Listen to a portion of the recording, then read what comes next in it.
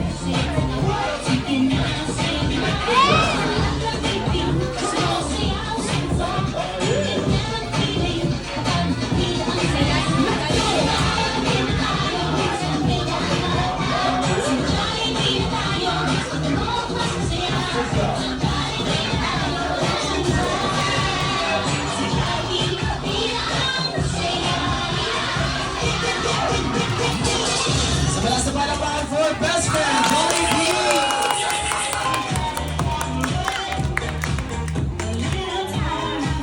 Alright, and is na rin ako sa laban ng ating celebrant na si John na kasama si Mami Christine para sa candle blowing.